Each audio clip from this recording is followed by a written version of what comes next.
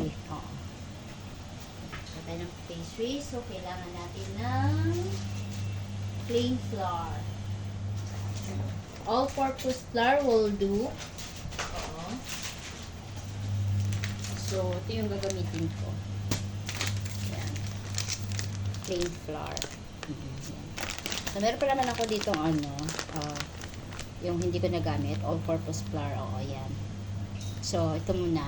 Kasi kailangan ko ng 4 cups.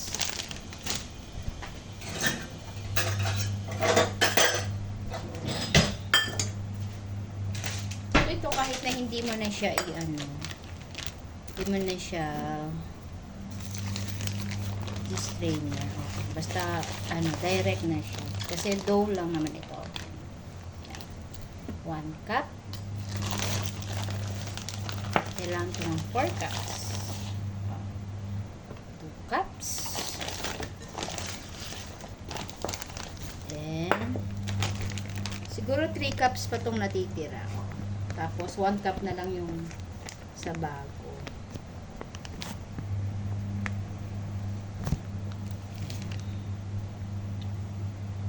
Shout out Team Classmate, shout out Team Mother Earth, Team Pasaway, Team Nanay Esper, Team Nanay, oo. Team Nanay, anak nanay, yun ba yun? Tapos, sino pa? Tay Bisay. Lagi ka naka-shout out Tay Bisay, pero hindi ko narinig yung name ko sa sa premiere mo. Oh, not only me pala. Team Classmate. Pero kami will never forget you, Tay. Joke lang, Tay, ha? Wala pa nanumbat yun, Tay. Char-char lang. Tay, char-char lang yun. Shout out din. Looking for scissors first. Shout out din kay Sis Majoy. Guys, kung napapansin nyo, wala si Sis Majoy. She's very busy right now kasi naglilipat sila ng bahay. At nakita nyo naman, may mga vlog akong ganun kung gaano kahirap maglipat ng bahay. Kasi lahat yan, ipapack mo siya. Oo. Meron namang movers, kaya lang ang movers kasi ang priority nila is yung mabibigat. O yung mga most fragile.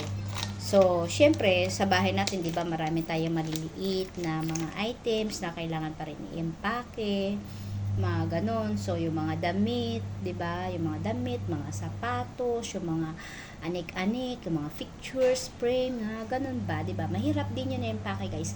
Makikita nyo yan sa isang vlog ko, guys. May vlog ako dyan, may video ako dyan, nung naglilipat kami kung gaano kahirap.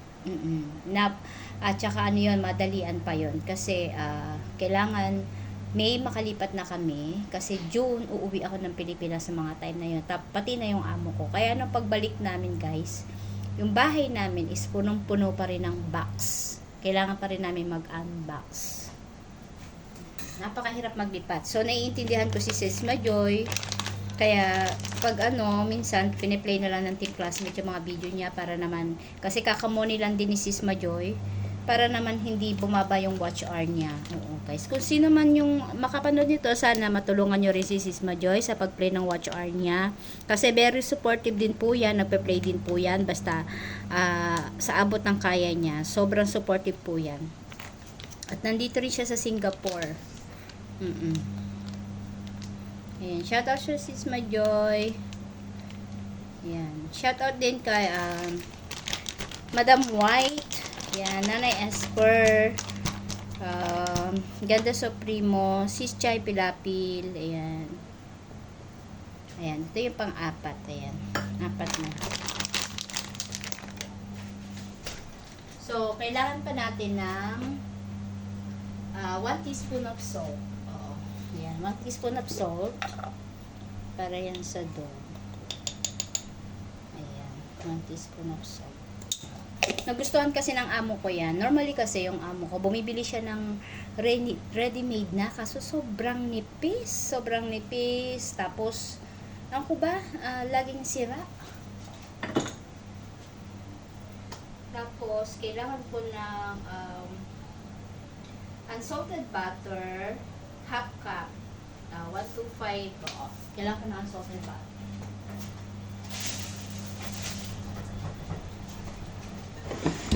salted butter.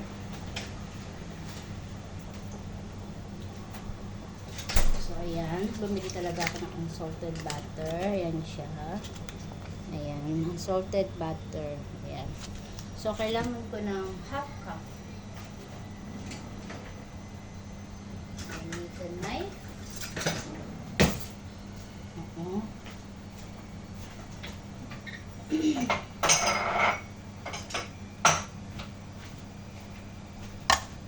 Ayan. On na natin. Kailangan ko ng 125 grams unsalted butter. So,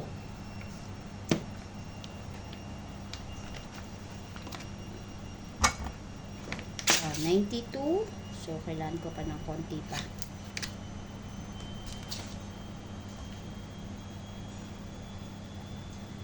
120.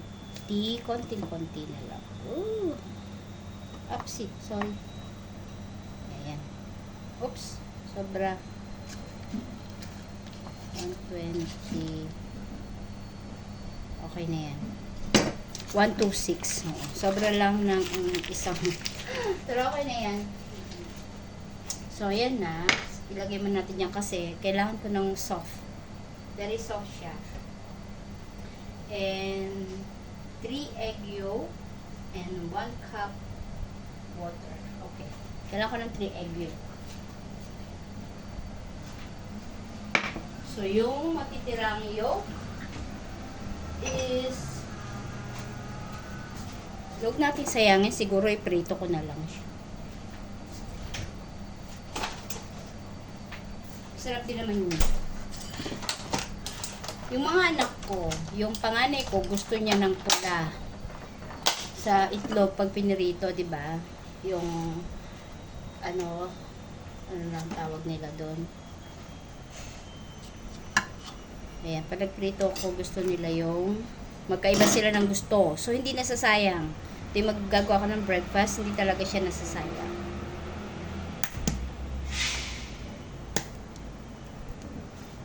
Dito yung puti. Ayan, kasi ang kailangan ko lang is yung yolk. Oo, yung yolk lang kailangan ko. So, ayan na yung yolk niya.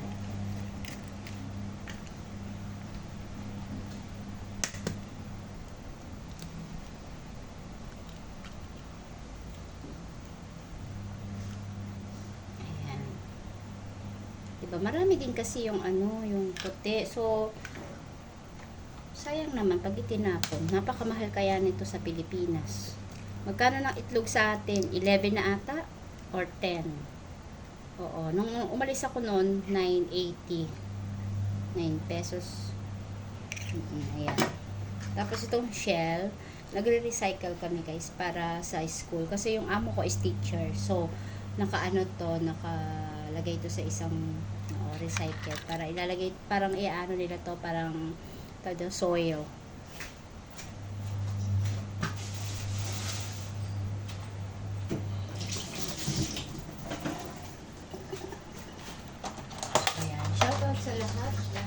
Sa lahat ng Team YT World, sa mga bagong thank you sa lahat ng mga sumusuporta sa live ko sa gabi madaling araw. Sorry guys, Sir Green Winner, Shouty.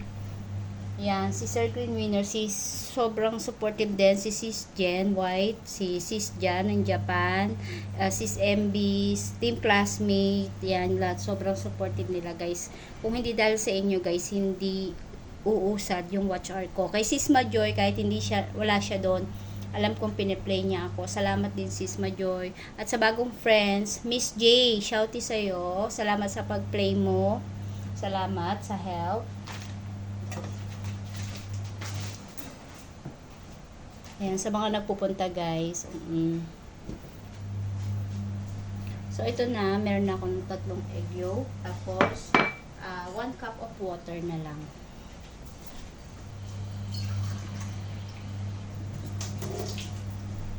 So, ito na siya. So, ayan na guys. Minelted ko na nga yung butter. Oo, kasi matagal pag hinintay ko pa siyang pan. So, okay lang din naman yun. Kailangan lang mahalo. Tapos, lalagay ko na nga yung egg yolk. Ito na siya. Lagay ko na yung egg yolk. halo natin. Bago ko ilagay yung water, kailangan sila ma-mix all together.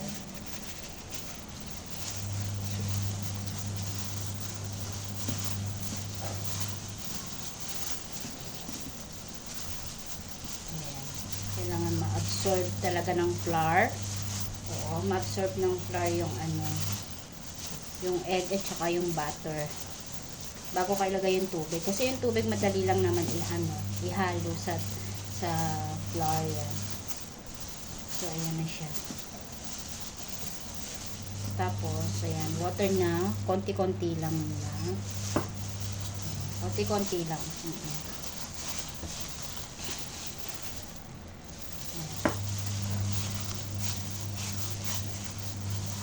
Ayan, namumuo na siya. So, kailangan natin makuha yung talagang niya, ayan.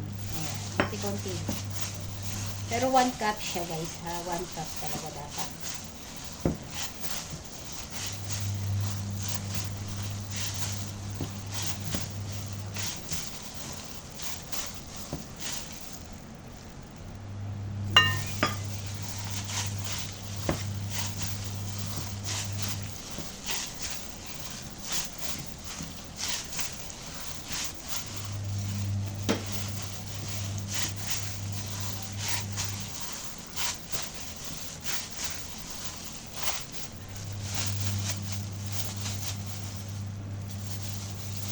Natatanggal yung supot.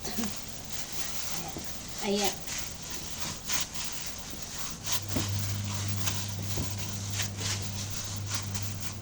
Ayan.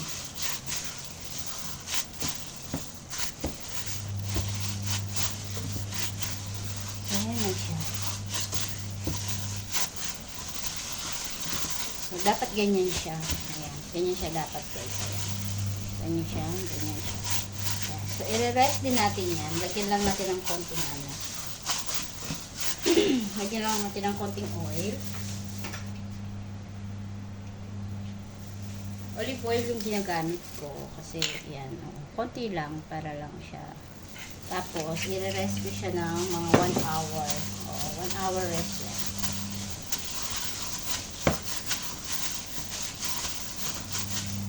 Bibilog-bilog ko lang siya. Normally, ganyan naman talaga. Ayan. Ayan. Ganyan na yan. And then, lalagyan ko lang siya ng cling wrap bago matulog. Kung sa ating mga tao, magkukumot tayo. Sa mga dough is plastic. Ang kanilang kumot. Ayan. Bago sila matulog. Ayan. 1 oras yan. Ayan. So, later again, guys. Hold on. Wait natin for that. So, ito na, guys. Yung pastry na ginawa ko. Ayan. Kasi pang chicken pie yan. So, kailangan naka-preserve siya. Naka-flatten. Ayan na siya. O, diba? Diba? So, hindi na bibili si Amo. Ayan. At least yan kasi medyo makapal-kapal siya. Pero ipa-flat pa rin yan mamaya. Itatabi ko kasi siya, kaya ganyan siya.